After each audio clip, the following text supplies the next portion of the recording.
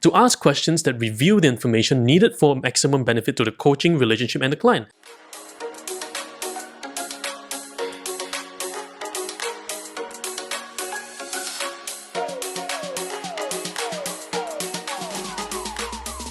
Now, what we want to talk about today is powerful questioning strategies, and how one of these particular strategies is called desire. It's going to be really impactful, really powerful for your coaching session. The power of desire and the power of utilizing the desire of the client to draw deeper and to evoke deeper awareness for the client is going to be really critical for you to help create a more effective conversation. We talk about this in our program called the Catalytic Transformative Coaching Conversation Program.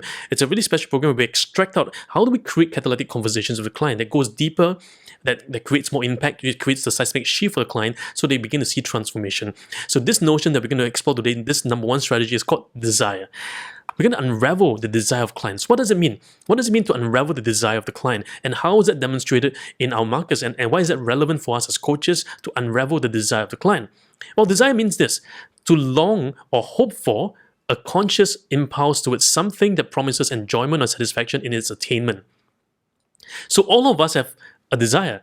The clients have desire. We have our desires. For some of us, our desires to achieve our ACC. Some of us a desire to achieve our PCC. Some of us a desire to achieve your MCC. Some of us desire to go beyond MCC. What is that? So all of us here have different desires. Some of us desire for a time where we can fly again. Like I desire to be able to fly again. Some of us desire to be able to get out of house because you have been trapped at home with your kids for the last several months, right? Some of us desire. So what's the desire that our clients are having?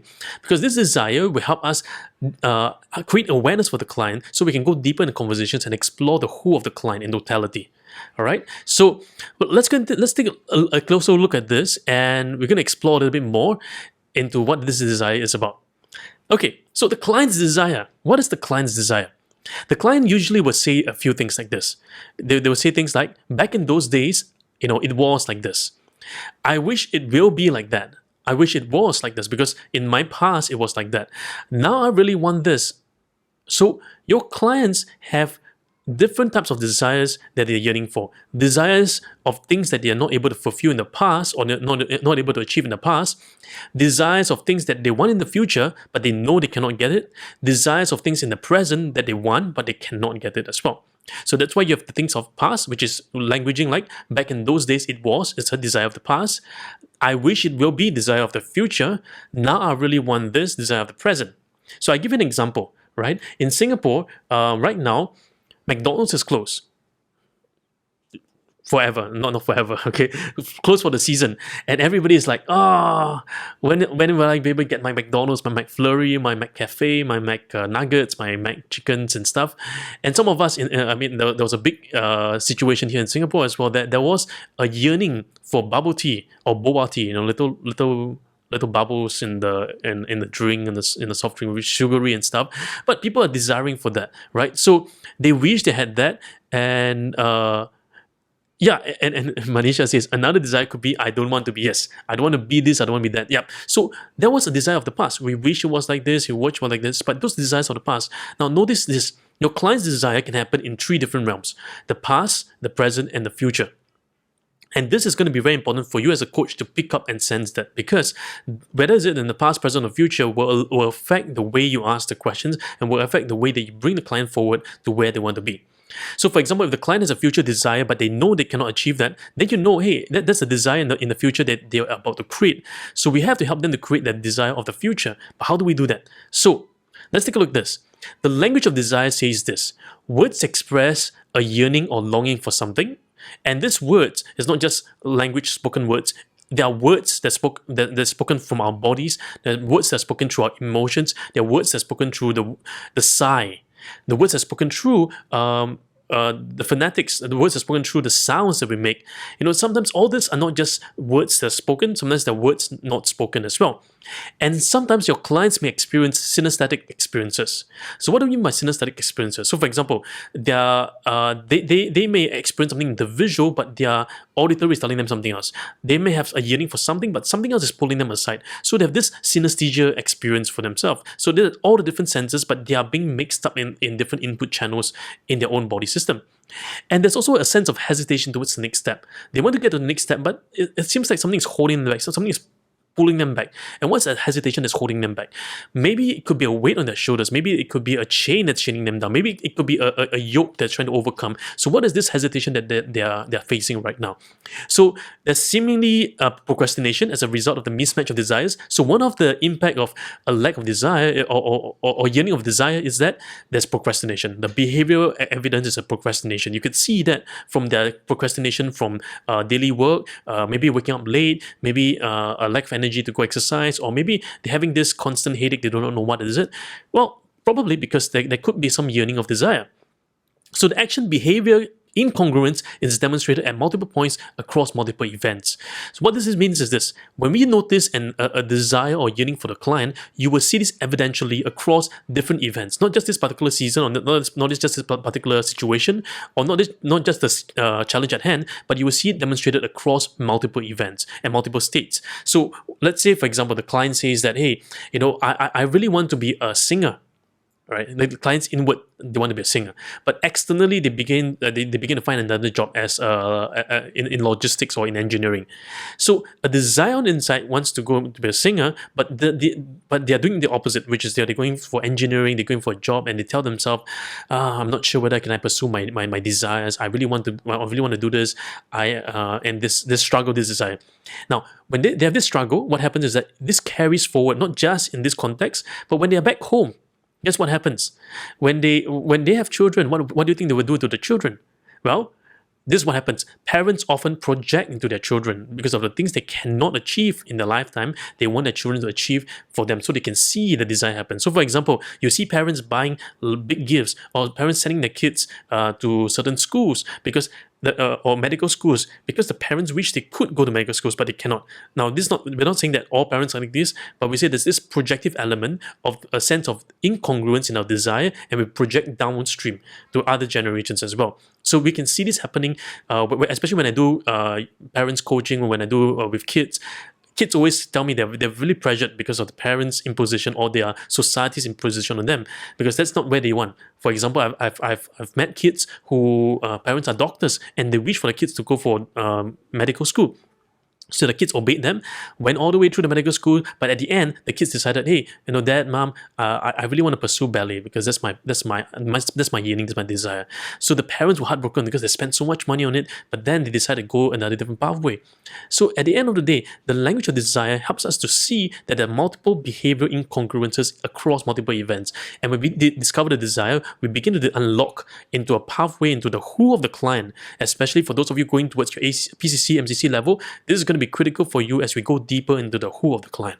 So let's take a look at this. If you follow us on the 31-day journey, the 31-day journey is actually an exposition of a PCC, MCC level journey that you're going to unravel all the different behavior markers. What I'll do over the next couple of weeks as well is to create videos of each one of those days. And you're going to see them on YouTube as well, how all these things are shown in the behavioral competencies of your ICF credentialing as well. So we have this notion, I'm going to do this, I wish I was this, I wish I was that. So how do we assess those desires? How do we actually tap into those things? Some questions you can ask yourself are this: what are some of your highs and low points? What are some of the highs and low points? How have things changed over time? What are your achievements over the years? What are your regrets? Include memorable key places, events, and people who have impacted your life as well. When did you meet them? When did those events happen? Really interesting different notions here, right? So these are questions that can help you to trigger some of these things and some of these discussions as you evoke awareness with your clients. Let me give you 3 strategies for you to assess the desires of your clients. Number 1, allow the client to have a mental picture, internal picture of their desire. Ask them, can they see, can they hear, can they feel what they're seeing, hearing, and feeling on the inside? The next strategy is for them to get fully associated with themselves in the picture. Because sometimes what the clients do is this: well, I wish I was that, I wish I was that, I wish I was that, I wish I was a singer, I wish I was able to go to the stage and sing, I wish I was able to produce YouTube covers, blah blah blah blah blah, and I can really see myself, in that thing. But they're not associated with it. But association means you're fully you're as if you are. When they are pointing outwards, they are dissociated. So they are seeing that event happening outside of them, but not inside of them. So we want them to fully associate. Now, Mr. Client, whatever you see the desires, I want you to, as if you are, embrace it. As if you are the singer, as if you are the person, what can you see, hear, and feel now? What's different? And then third step out of yourself and see yourself achieving that. What do you see? What do you hear? What do you feel as you go through this experience? Now, this will allow our client to go through what we call a conversational timeline. So one of the programs that many people have came to me was with this. How do we do timeline coaching? We have this special program where I take you through. It's a rather long program as well, but I take you through a timeline coaching process. It's a bit different from timeline therapy. Timeline therapy works on issues of the past, but coaching then focuses on helping them to get where they are to where they want to be, helping them to unravel all these lessons that they gain, and how to use conversation, how do we showcase as an ICF coach as well. How do we do that? Now, let me show you why this desire is so important, because it's going to address one of your PCC behavior markers, which is number 4. The coaching questions help client explore beyond your current thinking towards the outcome he, she, or they desire. This is part of your powerful questioning competencies, one of your sub-competencies, which is the coach questions. The questions that you use helps the client to explore beyond their way of thinking about the outcome. So a few things that the coach does. Ask the client to imagine, image, articulate the desired future questions, and helps the client create new scenarios that will create success for their goals. This is a special thing that we do for all our mental coaching success program as part of our exponential coaching journey as well.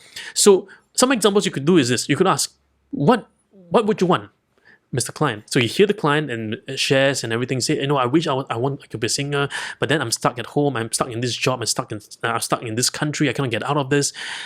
Mr. Client, if all things were possible, what would you want? What would you want for yourself? Ignore the restriction. Ignore your current state. What would you really want? What do you truly want? That's the first thing you can ask. Another thing you can ask is this: what would help you to take a step forward? What would help you take a step forward?